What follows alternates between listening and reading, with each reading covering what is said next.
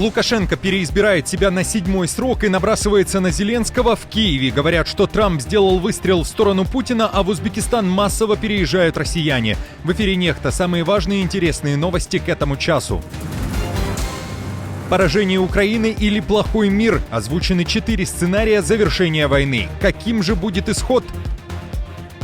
Украина добивает военные объекты РФ. Взрывы вновь звучат в нескольких сотнях километров от Москвы. Какова цель? Пес Лукашенко устроил провокацию на так называемых выборах президента Беларуси. Что происходит в республике? Предсказуем ли результат? Друзья, всем привет! Буду рад вашему лайку, подписке и репосту. Вы прекрасно знаете, что для нас это очень важно. Также оставляйте свои комментарии. И спасибо вам за обратную связь. Об актуальных и важных событиях прямо сейчас начинаем. ВСУ добивают объекты, которые РФ задействуют в войне против Украины. Мощные прилеты зафиксированы лишь в нескольких сотнях километров от Москвы. Под ударом вновь Рязанский НПЗ. Путин, который требовал движухи и еще месяц назад вызывал Украину на технологическую дуэль, не прикрывает небо над Россией. Дроны продолжают лететь и поражать цели.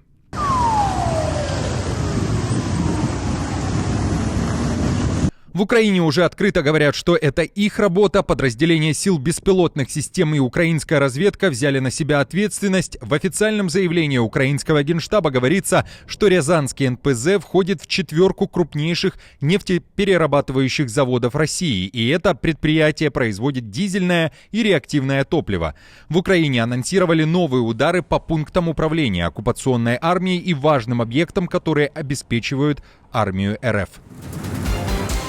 Трамп дал предельно четкий сигнал Путину. США хотят, чтобы война в Украине была завершена. Именно поэтому президент Штатов пригрозил Путину новыми санкциями и поддержкой Украины.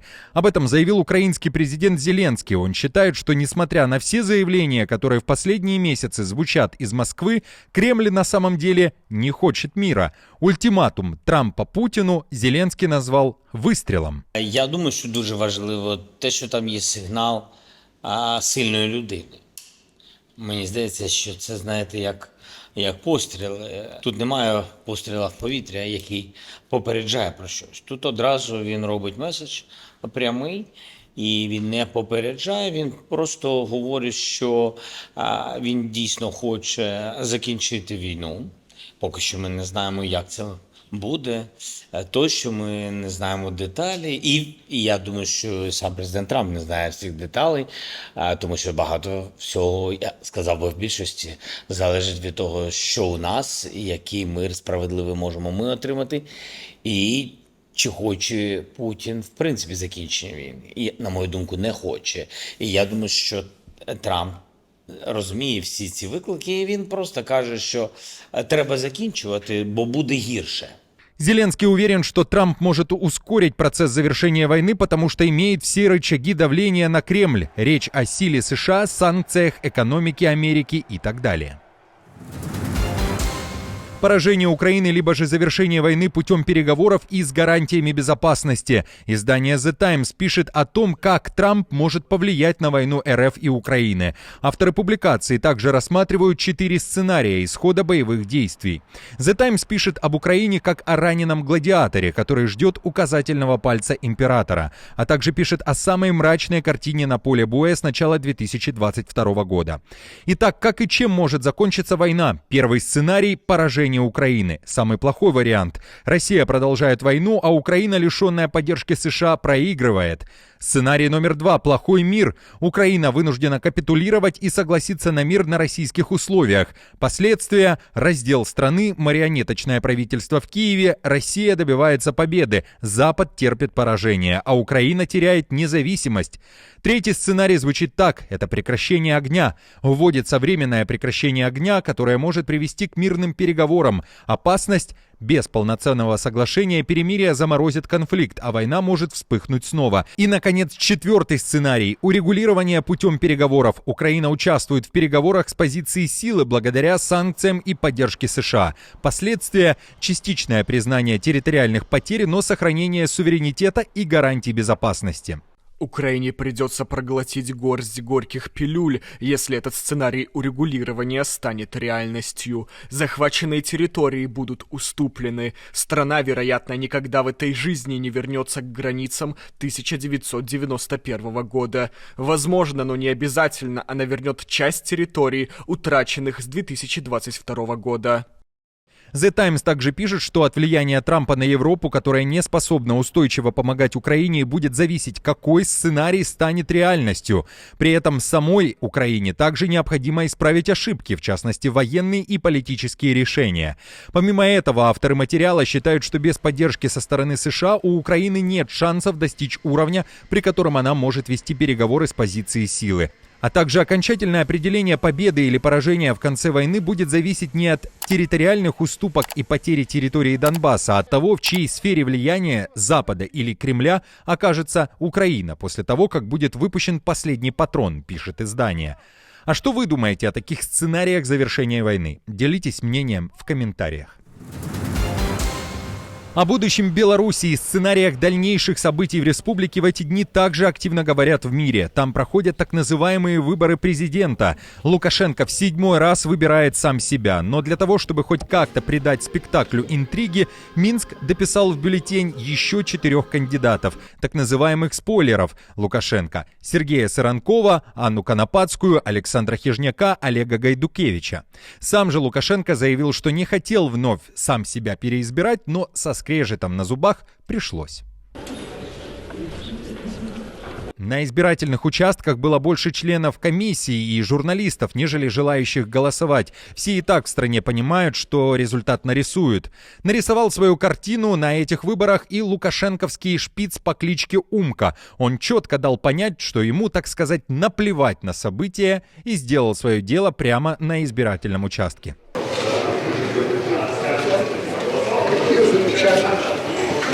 Лукашенко, как и полагается узурпатору, заявил, что фиолетово, это была цитата, на то, признают его или не признают в других странах мира, что является нормальной практикой.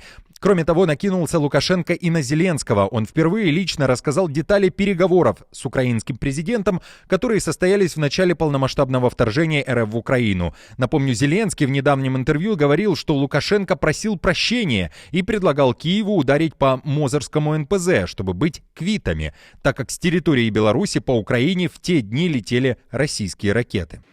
Слушайте, я когда это услышал, мне стало плохо. Для меня это абсолютно было неприемлемо.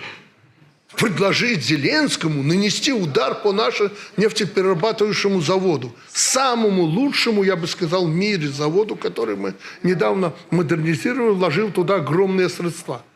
Клянусь вам, что такого не было. Ну зачем ты это говоришь? Ты плохой шоумен. Ты даже не Трамп. Так нельзя говорить. О заявлениях Лукашенко, в каких условиях проходят так называемые выборы президента, которые в США и Европе уже назвали фикцией, мы поговорили со старшим советником главы Объединенного переходного кабинета Беларуси Светланой Тихановской Франаком Вечеркой. Конечно, ничего общего с выборами здесь не было. Мы называем это СВО, специальная выборчая операция. И напоминала она, скорее всего, такое голосование в концлагере. Никакой альтернативы. Никто не может ни наблюдать за выборами, никаких там кандидатов оппозиционных не допустили, ну и тем более наблюдателей. И понятно, для Лукашенко это очень важно. Он боится повторения 2020 года. И в этом страхе, с этой травмой, он вот и подошел к 26 января. Надо очень быстро, тихенько провести эти выборы и забыть про них. Конечно, у него была тоже цель как-то себя легитимизировать в глазах международного сообщества. Он надеялся, что вот перевернем страницу, Тихановская снова нелегитимная, и снова со мной начнут торговать. Но мы видим все заявления Европейского Союза, Соединенных Штатов Америки, никто признавать его не собирается.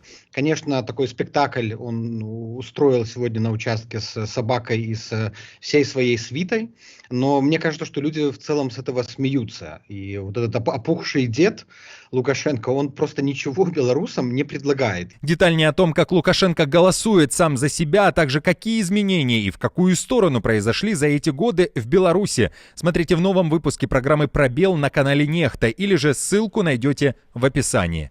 В комментариях пишите, что думаете в целом о событиях в Беларуси.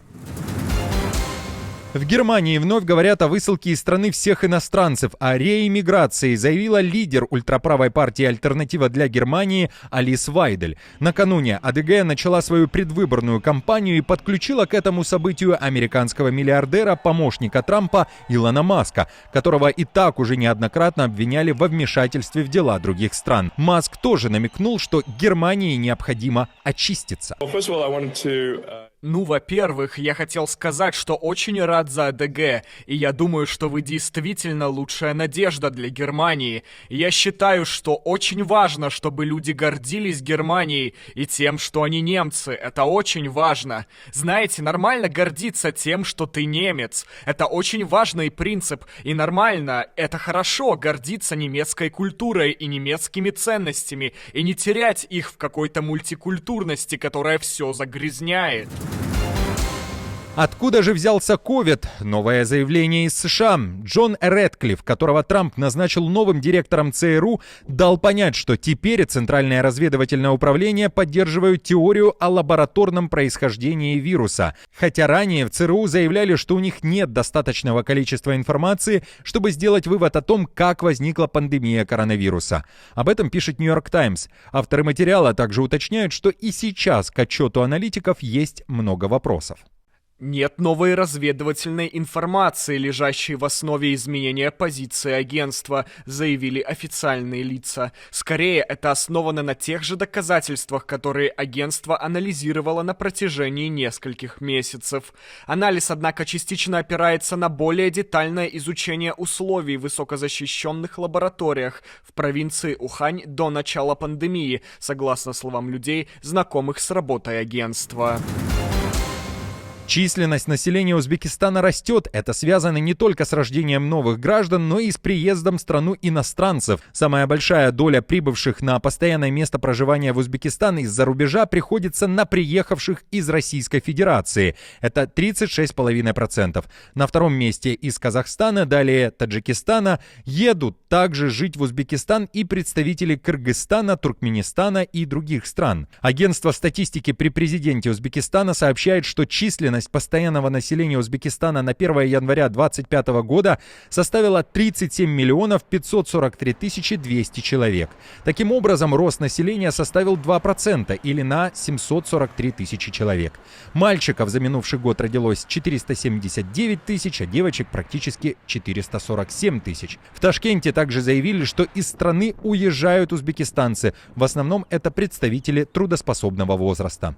Основная доля выбывших на постоянное место проживания из Республики Узбекистан в зарубежные страны приходится на Казахстан – 81,1%. Далее следует Российская Федерация – 14,8%, Южная Корея, Кыргызстан, Туркменистан и другие страны. Дорогие подписчики, а вы когда-нибудь задумывались о переезде в другую страну на постоянное место жительства? Знаю, что среди наших зрителей тысячи тех, кому пришлось это сделать вынужденно из-за войны. Поделитесь своими мыслями в комментариях.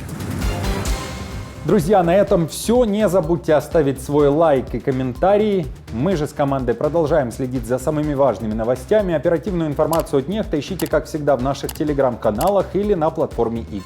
Спасибо вам за доверие и то, что остаетесь с нами. До новых встреч и хороших вам новостей.